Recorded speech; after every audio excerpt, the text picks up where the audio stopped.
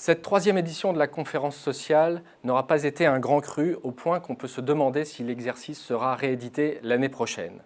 Sur la forme, le boycott de la CGT et de FO aura marqué les esprits, avec un climat de tension permanent pendant 48 heures. Cela montre que le dialogue social risque de produire assez peu de résultats dans les prochains mois dans ce climat de défiance. Sur le fond, peu de chantiers nouveaux auront été ouverts par le Premier ministre et le Président de la République. Il y a bien la négociation sur le dialogue social dans l'entreprise avec le fameux débat sur les seuils sociaux, mais elle aura bien du mal à se concrétiser dans les prochains mois. Et on ne voit pas non plus qu'est-ce qu'il pourrait ressortir de tangible de la négociation sur le chômage de longue durée.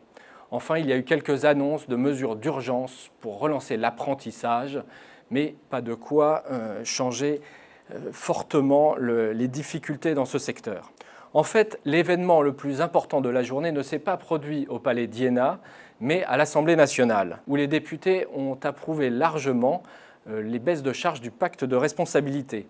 En dépit de l'abstention de 33 frondeurs du PS, 33 frondeurs, ils étaient 41 à s'être abstenus il y a 2 mois sur le programme de stabilité du gouvernement. C'est donc une victoire importante pour Manuel Valls et son gouvernement. La voie est enfin dégagée sur ce débat qui a miné les relations au sein de la majorité parlementaire. Pour les entreprises, c'est un signal fort puisque ces baisses de charges prévues en 2015 ne sont désormais plus virtuelles et elles deviennent concrètes. Il y a enfin de la visibilité pour les investisseurs.